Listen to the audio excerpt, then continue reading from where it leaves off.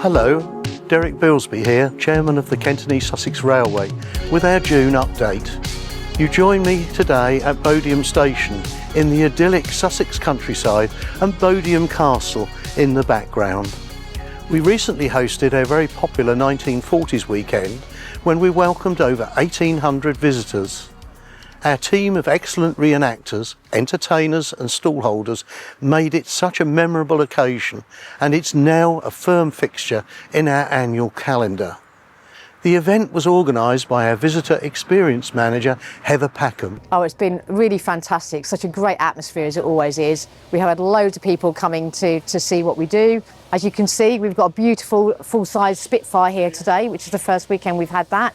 But we've got the G-Day Darlings headlining, we've had My Favourite Things, we've got encampments here and down at Bodiam, a naffy van where you can get the good old 1940s beef sandwiches and bread and butter pudding. But it's all the reenactors going on the trains, it's all of them walking around the stations that really kind of build that atmosphere for us. So I know that everyone says that people didn't like to talk about the war, but my grandparents definitely broke that rule and they spoke about it lots. And so I had lots of stories from them, lots of inspiration, and they're very much woven throughout this book. In fact, one of the characters in the book is called Mrs. Pluckrose, and that was my grandmother's maiden name. Right, we're having a smashing time now down here at Tenderton Station on the K&E Sussex Railway. Come along if you like. It's lovely down there. We've not had a single puncher, and I've got some lovely watches today. And they're all ticking unlike their previous owners. And it's one of our busiest weekends basically outside of Santa. So it's lovely that we're keeping this going. We're definitely going to keep building it every year and just make it more and more fantastic for people. We've got traders obviously that sell various different relevant merchandise, but we've also got encampments down there. So from the minute you get out of your car, you're brought into that 1940s era and you've got things to see all the way up into the actual station itself. Well, the next sort of bigger event, I guess, is we have a Camera Real Ale Festival. So that will be the beginning of June, and that's something we work with colleagues, and they have a whole array of different beers and ciders to try from all over the country. We have music, we have like a stage that's built up on here, which is amazing, that all of the musicians are on throughout the day. So if you enjoy a drink, there's a bar on the train as well throughout the day. So that will be going on the 5th and 6th of June. And then we've got sort of traction engines for enthusiasts of that. We've got through the summer holidays lots of children's activities that we're going to be doing. And of course you can mix your own cocktails at the end of June as well. That's something not to miss. And you can learn how that, and of course you get to taste what you've created as well. So the best way is just to look at our website, and if it's kesr.org.uk, and then if you go along to the events tab, month by month it will show you all of the array of events we've got going on for the rest of the year. So if you're looking for something to do with the family of children, do come down to the K&E Sussex Railway. There's bound to be something that will appeal to everyone. Well done to everyone who made this special event a huge success, and thank you, Heather, for organising such a first-rate weekend.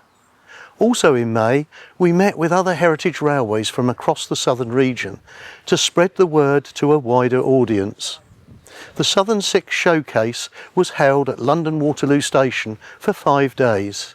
Carol and Graham from the K&E Sussex Railway talked to commuters about our heritage line and becoming a volunteer. We have an awful lot to offer, both young and old, for volunteering.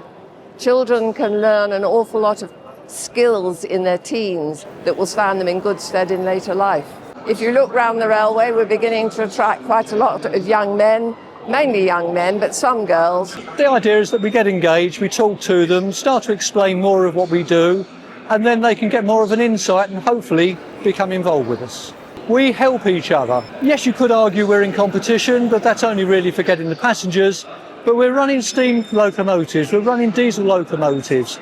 We need spares, and sometimes they have the spares that we need, and sometimes we have the spares that they need. You'll also see our locomotives on their railways and their locomotives on our railways. Could be all sorts of things. We offer wine and dine service trains, 6-course meal out on the Pullman train. This is a Pullman uniform that I wear when I'm working on our Pullman train. The badges are the Pullman badges, and that is my Pullman number. Pullman staff were never known by their names, they were only ever known by their numbers throughout their working life. And that's been my number now for 30 odd years. We have nice open fields, excellent views of the countryside, ideal if you're having a wine and dine train. You can go down there, you can have a 3-course lunch or even a 6-course evening meal, and you can see the countryside as it drifts past gently. We're the best in the country.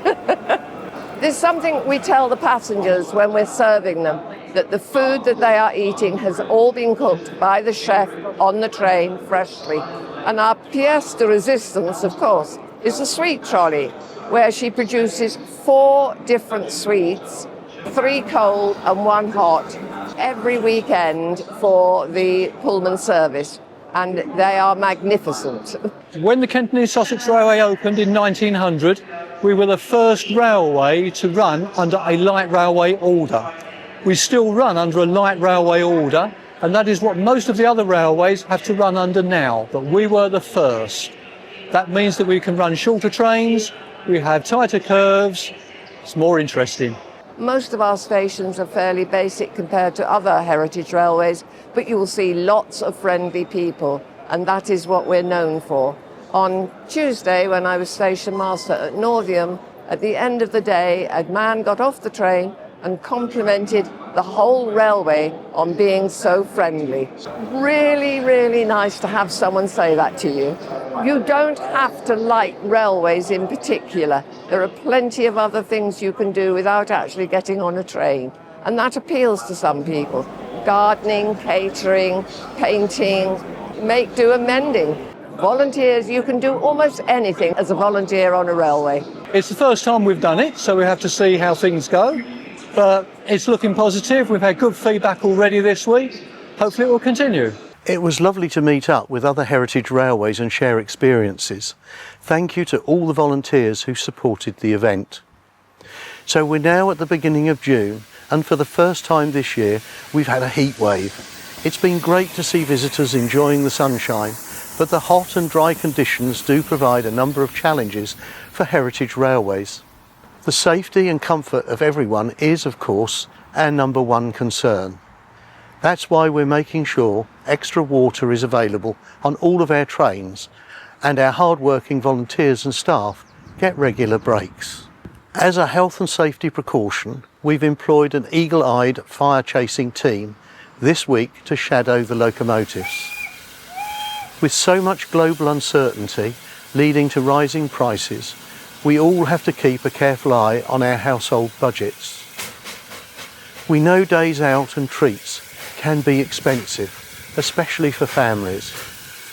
As train travel is already zero rated, we don't benefit from the government's removal of VAT on attraction entry costs over the summer.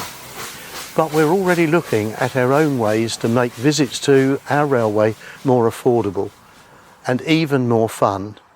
During the recent May half-term, we entertained children of all ages with free Bricks on the Move, providing boxes of Lego and Duplo on our trains to keep the whole family entertained. For local residents, a season ticket now buys you a summer of return visits with nothing extra to pay, and as we did last year, kids will go free. You'll find all the details on our website at www.KESR.org.uk. We hope there's something here for everyone, and we'd love you to come for a visit. Please like and subscribe, as it's free. Also, it's the best way to find out when we have more news to share. See you next time.